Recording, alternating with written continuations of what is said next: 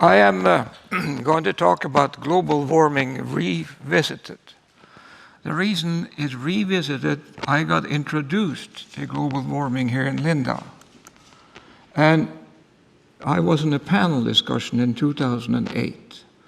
And it was a panel discussion about global warming. And I didn't really want to participate. But they said you really had to. And so I spent maybe half a day or a day or so looking at Google.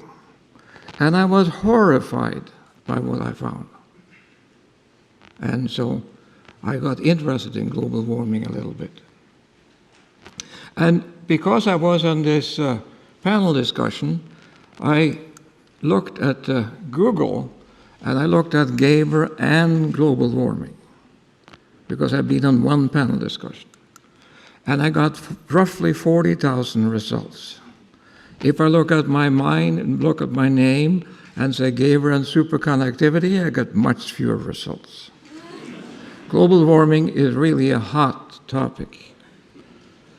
And what I said then, and which I still believe, is that global warming really has become a new religion, because you can't discuss it. It's not proper.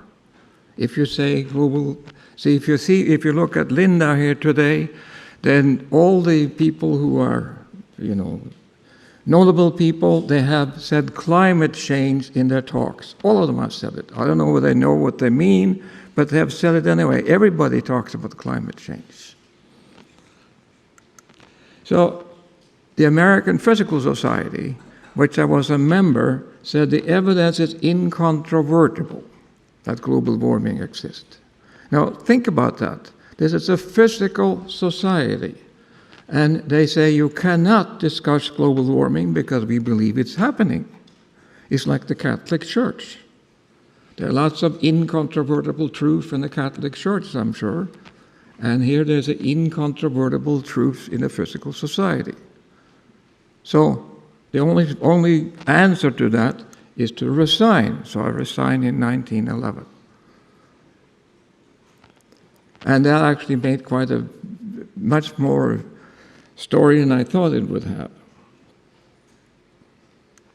So global warming really starts with these two people, Al Gore and Curry, or however you pronounce it. And what they did, they made this curve popular.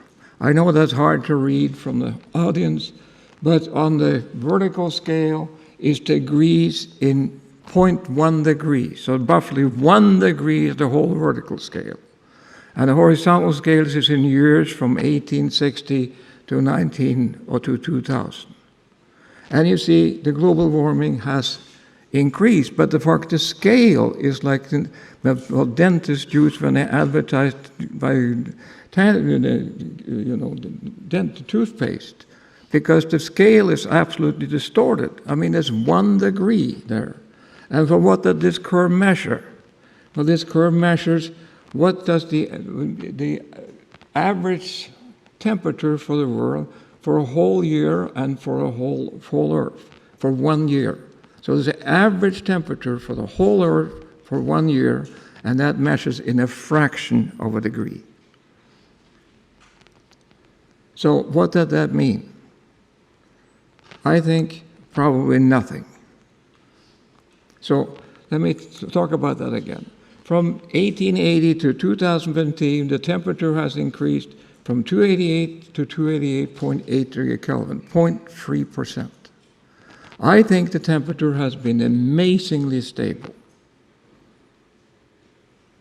If I take where I live in Albany, New York, there are roughly 80 degree K difference between summer and winter at some time. And so would you think that 0.8 degree average on the Earth makes any difference to the climate in Albany? Is that sensible to you? Oh, the wrong way. So here is then where the temperature is measured. And you see there's point on the graph, so if you can read that, north of 60 degrees is 167 measurements. Between 30 and 60 degrees is quite a lot of measurements. The United States is all covered with things and stuff. So if you go finally to the South Pole, there are 8 thermometers, according to NASA. That's all they have, including the South Pole. 8 thermometers. And so if you had 8 thermometers to measure the average temperature in Germany, where would you put those 8 thermometers? 8 thermometers for a continent is nothing.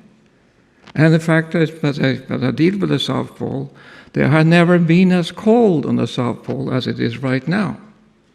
There's more ice than there ever have been.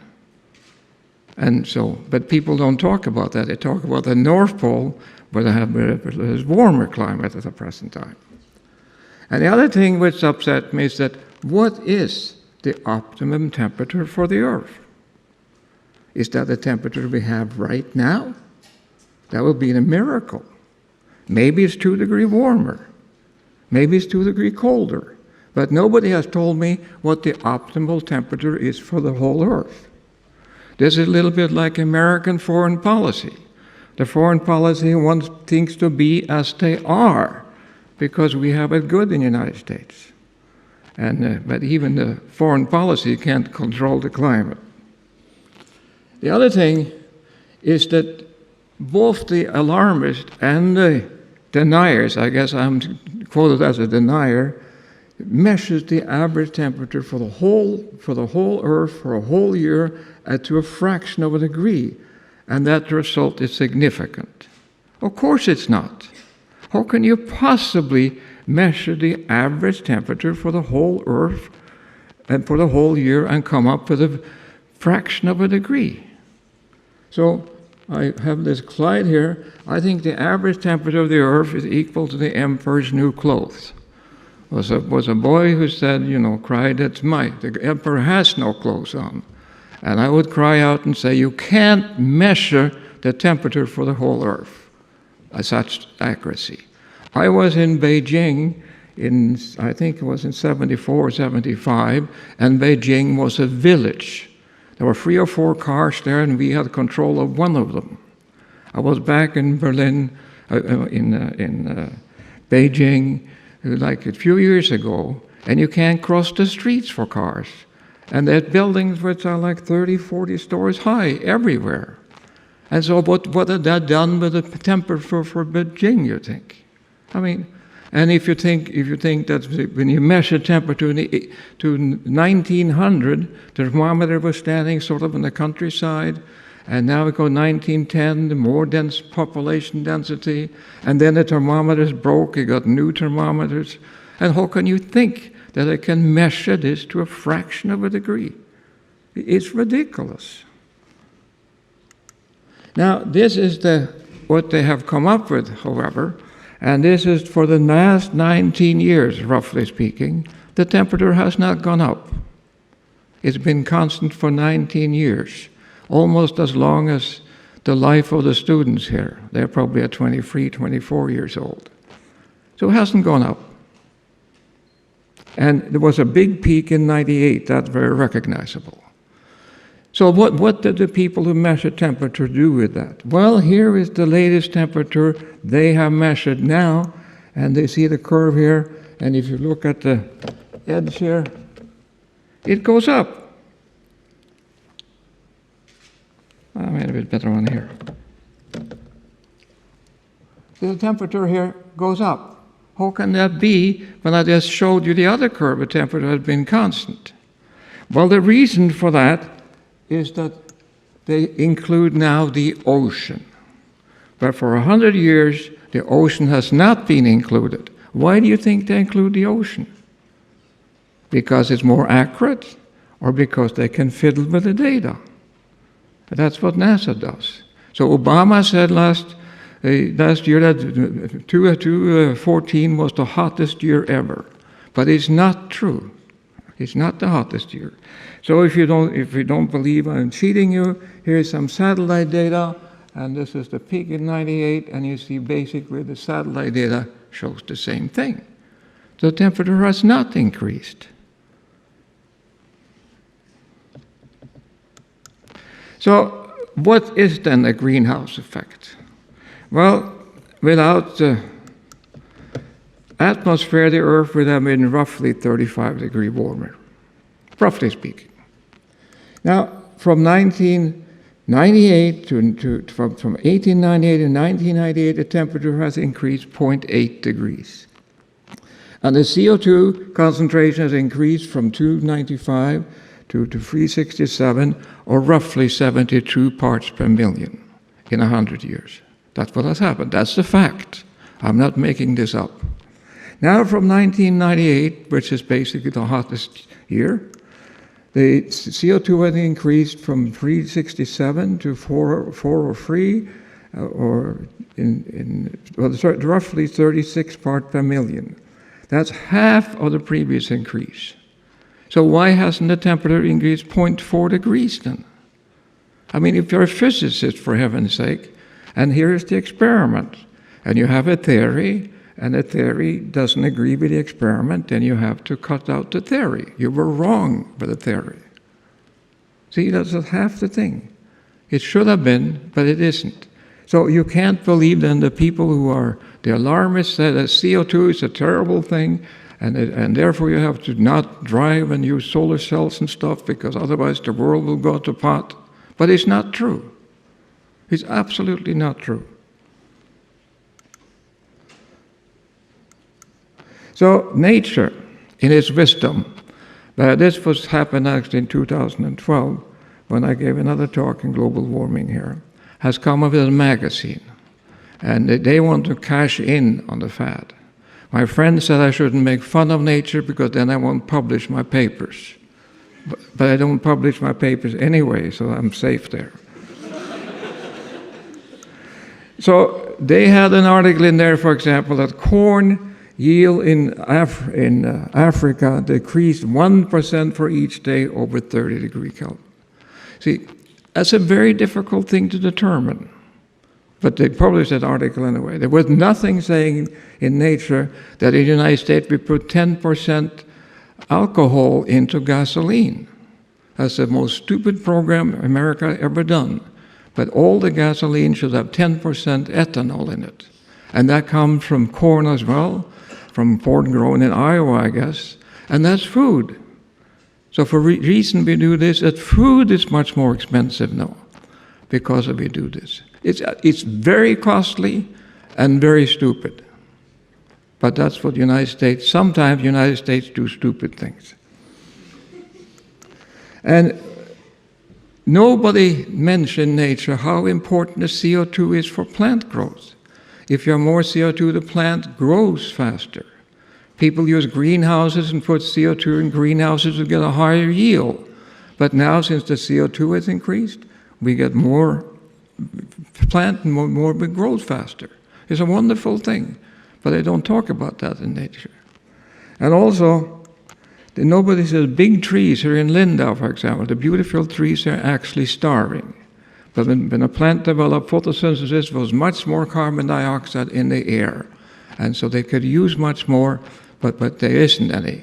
So the plants are really starving. But they don't talk about how good it is for agriculture that CO2 is increasing. Here's another thing from nature, just to show you how ridiculous things are. There's a guy here says, or the guy or girl, I don't know, that the shrinking victims because of global warming is cotton, corn, strawberries, etc. These are things that get smaller because of global warming. So I read out strawberries here because they grow strawberries in Italy, and they grow strawberries in Norway. I never seen any difference in the size of the strawberries grown in Italy and Norway, but apparently they are. And if you're going to make a statement on that, how many strawberries has to count and weigh and deal with? See, it's ridiculous. And then it says here, herring is also smaller. But we've catch a lot of herring in Norway. I never heard anybody say that. But they claim that all these things, lynx, wood rats, squirrels, shrimp, scallop, cotton, corn, everything gets smaller because of global warming. Published in Nature. So unfortunately, it is not true for people. So That's a... So here's another one. Here's see, all this you can do, which I did when I went on that panel discussion. Here they say melting Greenland. And you look at that picture, it's carefully done, some people standing in the ice, and a river flowing off, and you think Greenland will disappear. But the information on the internet, which is wonderful, and I looked it up, there are 4 harbors in Greenland. And this is the name of the harbors. I won't pronounce them, but you see the coldest years include 1992, 1997, and so on. The one on the here are the coldest years. And here are the warmest years. And so the warmest years basically the 1930. And those are the facts. Those are the temperature the people in the harbors in Greenland has measured over the years. And it doesn't look like it's getting any warmer. I mean, I don't understand it. Where does the data come from? Who says what this says? Now, of course, global warming is supposed to cause the climate change. That's what it was. But the climate changes anyway. The climate has always changed. But the people who believe in global warming say the reason climate changes is because of global warming. And the World Meteorological Organization said you need 30 years to determine the climate. So this is a difficult slide to see here, but this is the rainfall in lots of places all over the world. But if we focus on this one here, this is the Dust Bowl in the Midwest in the 30s. You see we have the Dust Bowl there. And you look at here in Africa, the huge amount of rain. The climate has changed everywhere, all the time. And that was before we talked about global warming. And the people in the Dust Bowl, people know how to move to California. So the Steinbeck wrote the story, the Grape of Wrath, about that. It was a very wonderful story. And so this has happened all the time, happened everywhere, and it's nothing to do with global warming. So when I ask people then, why is the climate change? Why? The temperature has not changed, so why do they talk about it? Another thing which amazes me really is that when they talk about climate change, it's always to the worse. See, the climate also changes to the better. And if climate changes, you have a 50% chance anyway, you got to be better someplace, for heaven's sake. It can't always be to the worse.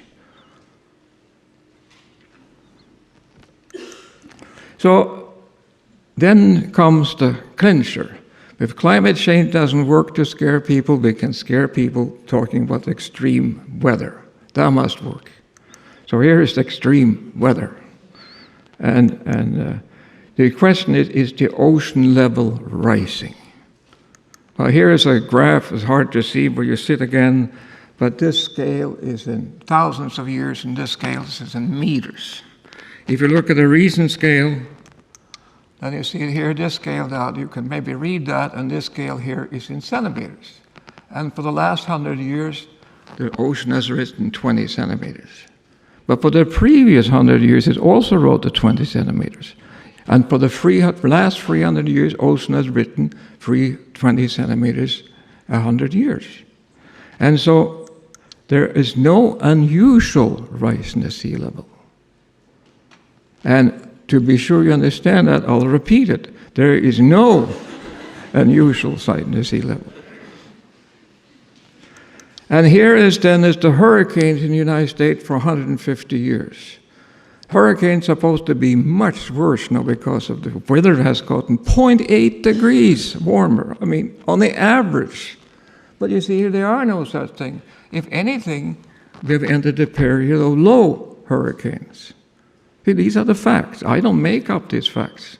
And actually, when I gave this talk in Linda in 2012, the criticism I got, I'd never published anything in global warming. But you don't have to publish things. You don't have to even be a scientist to look at these figures. And you understand what it says. And the same thing is for the tornadoes in the United States. It looked like we're in a low period in the last few years. That's only 50 years of data or so. But see, what people say is not true. I talked to a journalist yesterday from D-Site, and he's supposed to be here. I don't know if he's here or not. And I asked how many articles he published, but this says that global warming is a good thing. And they probably don't publish that at all. It's always negative, always. So here is a picture, see how ridiculous things do. I hate to make fun of Norway because I'm Norwegian, but I think I can deserve this anyway. There is an oil platform laying about there. That is 200 miles from the coast of Norway. It's an oil platform. It's a very, very lucrative oil platform. And what they're going to do with that, they're going to electrify it. On the platform, of course, they have lots of natural gas, and they have gas turbines and stuff. There's no problem with power. But to save on the platform, to save for the carbon dioxide on the platform, they're going to electrify it from land. It costs billions of money, crowns anyway, a huge amount of money. But the government of Norway has decided that. Hopefully now, when the oil price has fallen by a factor of 2, maybe they reconsider. I hope that. Because what they're going to do, all the gas they save by not using gas generators, they're going to send to Europe. What Europe going to do with the gas? Burn it, of course. So, I mean, there's no saving here. There's just an expense. There's no saving of CO2 or anything. It's just ridiculous. So here is now what I worry about very much is the conference going to be in Paris in November. And I really worry about that. Because the conference was in Copenhagen, that almost became a disaster, but nothing got decided.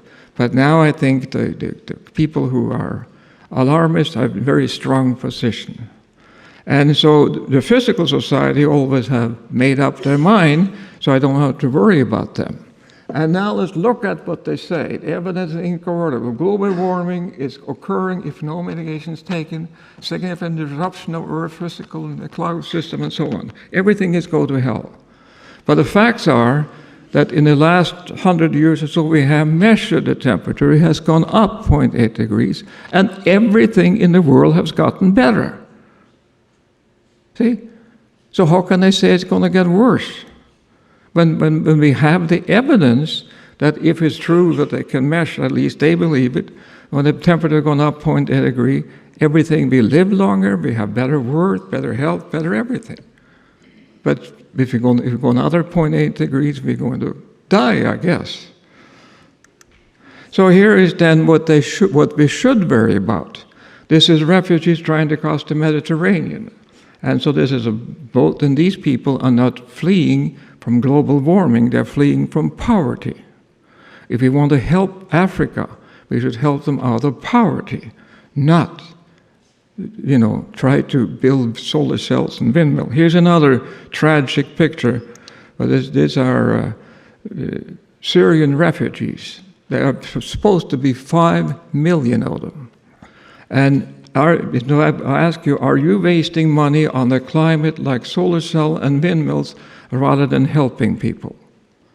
See, these people, when you spend, I look at Linda here, there are a lot of solar cells on the roof. These people have been misled. It costs money to do that. And so, and windmills cost money. So here is a very, I know I can't convince you by speaking here, but I can show you this book that's called The Rational Optimist by Matt Ridley. It's a wonderful book. Actually, his main point is that we have it so good today because we are the only ape with barters, with trades.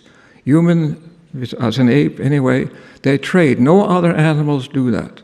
That's why we have taken this, so much advanced from other animals. And he also talked about but we could change from animal power to steam engine and so on, and then we can go to coal, and then we can go to oil, and we get cheap energy. And cheap energy is what has made us so rich. And now suddenly people don't want it anymore.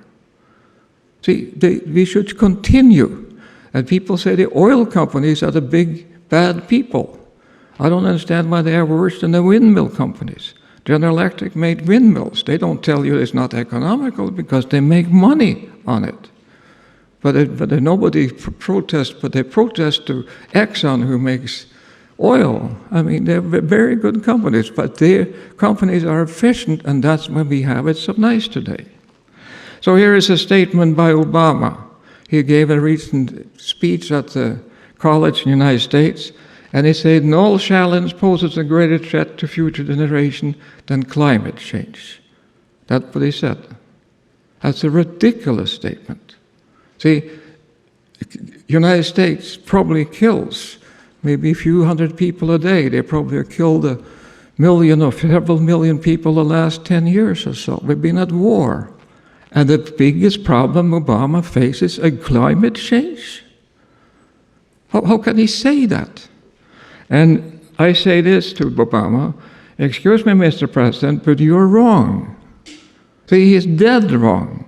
And I said that once I was part of an ad in the Time magazine, and I said the same thing. Because I think Obama is a clever person, but he gets bad advice. And in global warming, he's all wet. See, I would say that the global warming basically is a non-problem. Just leave it alone, take care of itself. I can give you one example of that, and this is a little difficult, but I got it from a man named Eli Sampson. And he said, consider a large room, 20 by 20 by 10 feet. That's a large living room. And now I want to seal this room off from the rest of the world. And in the rest of the world, you have all these evil cars who have exhaust and spew out carbon dioxide in the atmosphere. So the question he raises then is after 1 year, when this room has been sealed off, how many matches do you have to light in this room to catch up with the cars? Any guesses on that? Probably nobody wants to guess that. But if you take this room and so many matches you have to light, if you light one single match, it brings the room up to 20 years of driving. 20 years. One match in a big room. It's the same number of carbon dioxide as all the cars in the world, which is 1 billion cars. Physicists are very good at this calculation. I was worried about when I got this letter from him, and I checked it. And on the internet, you can find how many cars there are in the world. You can find how much they drive, and you can find all sorts of things. So you see, it's just one of these things. And it's hard for me. It's really very hard for me to understand that almost every government in Europe, and except I think Polish government, are worried about global warming. It must be politics. So finally then, I think what we really have to do, we have to learn to live with change. It's climate changes, climate has always changed. We can't control that, so there's nothing we can do. And here is a picture of me and my wife when we got married 60 years ago.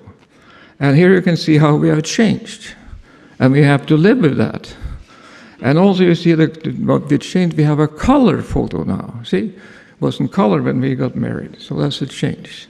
And I will also say, so far we have left the world in a better shape than when we arrived, and this will continue, with one exception. We have to stop wasting huge, and I mean huge amount of money on global warming. We have to do that. But that may take us backwards. See, it's the people think that things are sustainable, but they're not sustainable. So anyway, that was all I'm going to say. So thank you very much.